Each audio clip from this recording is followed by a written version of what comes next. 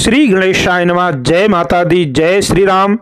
शिव ज्योतिष कार्यालय में आप सभी का बहुत बहुत स्वागत है। तो आज आपको माघ महीने के कृष्ण पक्ष जो गणेश चतुर्थी आती है वो कथा आपको श्रवण कराएंगे। इस कथा को माता पार्वती ने भगवान गणेश जी के मुखारबिंद से सुना था। ये कथा ऋषि शर्मा नामक ब्राह्मण की कथा है। गणेश जी का व्रत करने से माघ महीने के जो कृष्ण पक्ष की गणेश चतुर्थी है, इसका व्रत करने से कितने प्रकार के संकट दूर हो जाते हैं, आपको पता भी नहीं चलता कि वो संकट कब आया और कब वो संकट दूर हो गया, क्योंकि इसका नाम ही है संकट चतुर्थी। सभी प्रकार के संकट को दूर करने वाला ये व्रत है। तो ये व्रत माघ महीने के कृष्ण पक्ष में रखा जाता है। बड़े ही श्रद्धा भाव के साथ आप व्रत करें और इस कथा को सुनें। अगर आपने व्रत नहीं कर सके हैं तो भी इस कथा को सुनने से अनेक प्रकार की विपत्ति, अनेक प्रकार के संकट दूर हो जाते हैं। तो माता पार्वती भगवान गणेश जी से प्रश्न करती हैं कि हे गणेश, माघ महीने के कृष्ण पक्ष की चतुर्थी में किस देवता, कौन से गणेश का पूजन करना चाहिए? तो गणेश जी ने कहा कि हे मां, माघ महीने में भालचंद्र नामक गणेश की पूजा करनी चाहिए। तो पूजा गणेश जी की षोडशोपचार से करें और जब आप कथा सुनने बैठें तो हाथ में चावल या फिर तिल लेकर के कथा सुने और अपने पास में एक गड़वी, एक लोटा में जल रखें, उसमें थोड़ा सा दूध डाल दें और जब आप कथा सुन लें पूरा, तो फिर जो आपने हाथ में तिल या चावल लिया हुआ था वो उस गड़वी या लोटे में डाल दें और रात्रि के समय जब चंद्रमा उदय हो जाए तो चंद्रदेव को अर्घ देने के बाद स्वयं भोजन किया जाता है, या जो तिल के लड्डू बनाए हैं, शकरकंदी है, फलाहार के रूप में उसे ले सकते हैं, या जैसे आप जिस नियम से व्रत रखते आए हैं तो उस नियम से आपको ये व्रत करना है। तो बड़े ही श्रद्धा भाव के साथ कथा सुनिए। तो अब माता पार्वती भगवान गणेश से कहती हैं कि हे गणेश, ये कथा मुझे विस्तार पूर्वक सुनाइए कि इसका व्रत करने से क्या फल मिलता है। तो भगवान गणेश जी कहते हैं कि हे मां, सतयुग में हरिश्चंद्र नामक एक बहुत ही प्रतापी राजा हुए थे। वो राजा क्षत्रिय धर्म के ऊपर चलने वाले, मतलब अपने प्रजा का पालन अपने पुत्र की तरह ही करते थे। वो राजा बड़े ही सत्यनिष्ठ विद्वान ब्राह्मणों के पूजक थे। हे मां, उनके शासनकाल में अधर्म नाम की कोई वस्तु नहीं थी। उनके राज्य में कोई अपाहिज, दरिद्र या दुखी नहीं था। सभी लोग आदि व्याधि से रहित एवं दीर्घ आयु होते थे। उन्हीं के राज्य में एक ऋषि शर्मा नामक तपस्वी ब्राह्मण रहते थे। तो ब्राह्मण के जब एक पुत्र की प्राप्ति हुई तो पुत्र प्राप्ति होने के बाद वो ऋषि शर्मा ब्राह्मण अपनी आयु भोग करके स्वर्गवासी हो गए। अब पुत्र का भरण पोषण उनकी पत्नी करने लगी।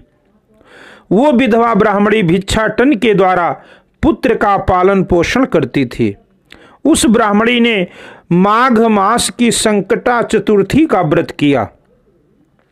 वो पतिव्रता ब्राह्मणी गोबर से गणेश जी की प्रतिमा बनाकर सदैव पूजन किया करती थी।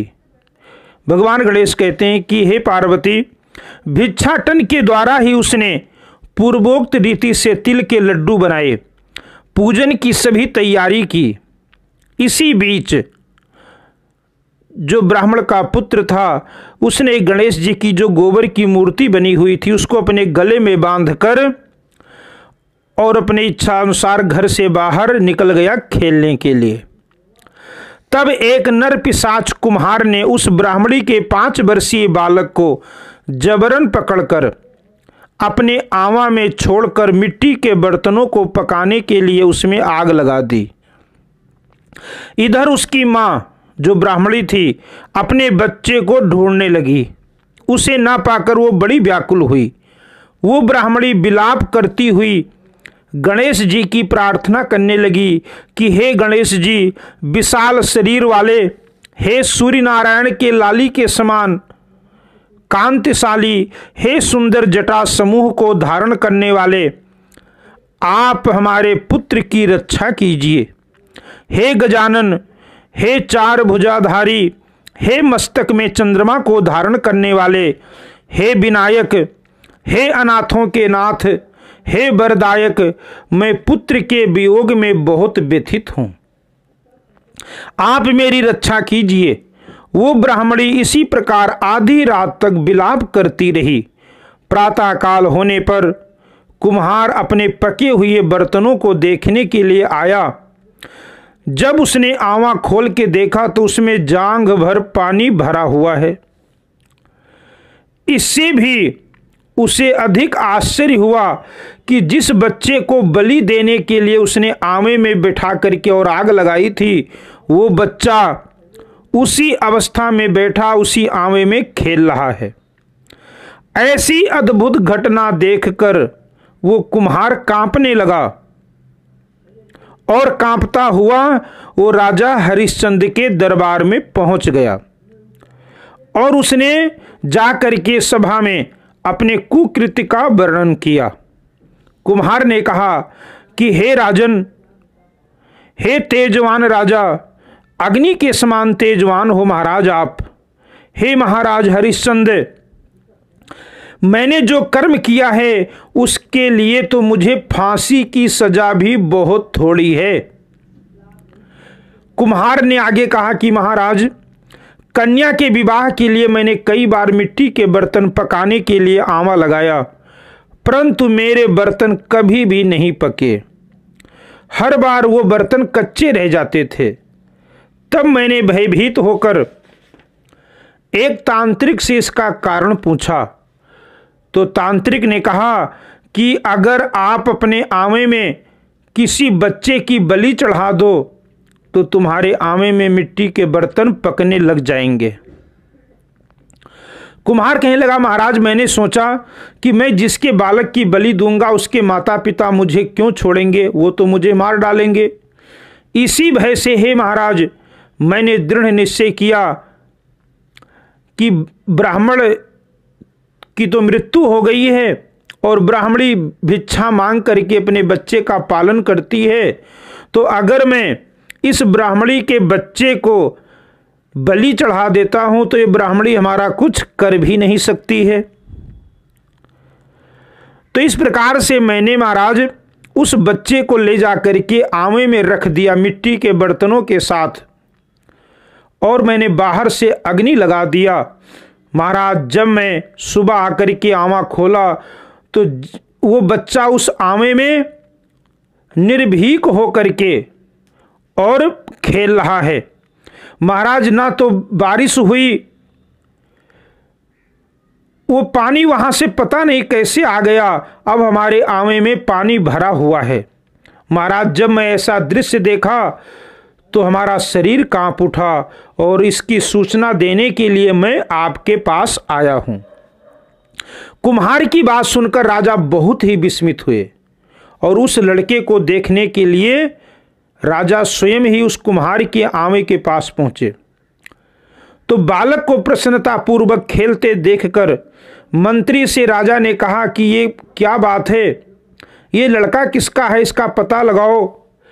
इस आवे में इतना जल कहाँ से आया है, इसमें कमल के फूल रातों रात कहाँ से खिल गए, इस दरिद्र कुम्हार के आवे में बैदरुण मणि के समान हरी हरी घास कहाँ से उगाई है। बालक को ना तो आग की जलन हुई और ना ही इसे भूख और प्यास लगा। ये आवे में वैसे ही खेल रहा है मानो ये अपने घर पे खेल रहा हो। राजा इस तरह की बात कर ही रहे थे कि वो ब्राह्मणी भी वहां पर रोती चिल्लाती हुई पहुंच गई। वो कुम्हार को कोसने लगी। जिस प्रकार गाय अपने बछड़े को देखकर रंभाती है, ठीक वही अवस्था उस बुढ़िया की थी। वो बुढ़िया बालक को गोद में लेकर और अनेकों प्रकार से प्यार करने लगी और कांपती हुई राजा के सामने बैठ गई। राजा हरिश्चंद्र ने पूछा कि हे ब्राह्मणी, इस बालक के न जलने का क्या कारण है? क्या तू कोई जादू जानती है अथवा तूने कोई और धर्माचरण किया है जिसके कारण बच्चे को आंच तक नहीं आई? राजा की बात सुनकर ब्राह्मणी ने कहा कि हे महाराज, मैं कोई जादू नहीं जानती हूँ और ना ही मैंने कोई धर्माचरण किया है, ना मैंने कोई तपस्या किया है, ना मैंने कोई योग किया है महाराज, ना मैंने कोई दान की। मुझे कोई विधि कोई विधान नहीं पता है। हे राजन, मैं तो संकट नाशक गणेश चतुर्थी का व्रत करती हूँ। उसी व्रत के प्रभाव से मेरा पुत्र जीता जागता बच गया।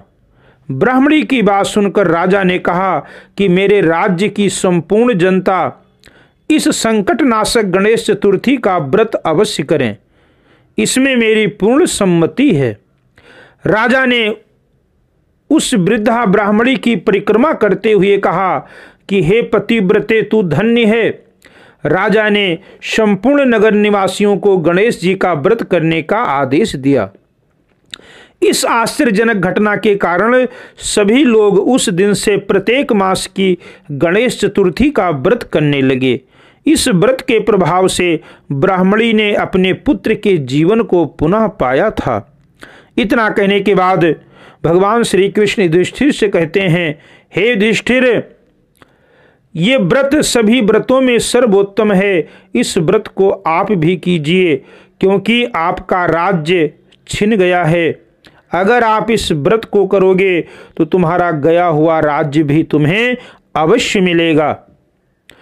कहते हैं, आप मित्रों, पुत्रों और पौत्रों को सुख देने वाले साम्राज्य को जरूर प्राप्त करोगे। हे महाराज, जो लोग इस व्रत को करेंगे उन्हें संपूर्ण सफलता मिलेगी। भगवान कृष्ण की बात सुनकर के युधिष्ठिर ने बहुत ही प्रसन्नता पूर्वक इस माघ कृष्ण गणेश चतुर्थी का व्रत करके निष्कंटक राज्य को प्राप्त किया और राजा युधिष्ठिर अपने खोए हुए राज्य को पुनः पा लिए थे। तो ये संकट नाशक गणेश चतुर्थी का व्रत बहुत ही श्रेष्ठ है। इस व्रत को बड़े ही श्रद्धा भाव के साथ करना चाहिए। ये व्रत माघ महीने के कृष्ण पक्ष में चतुर्थी के दिन ये व्रत किया जाता है। तो आप सभी बड़े ही श्रद्धा भाव के साथ इस व्रत को करके और भगवान गणेश जी का कृपा प्राप्त कर सकते हैं। तो इस वीडियो को ज़्यादा से ज़्यादा शेयर कीजिए कि इस व्रत का और इस कथा का लाभ सभी को मिले। इसका पुण्य भी आपको जरूर प्राप्त होगा। जय श्री राम, जय माता दी।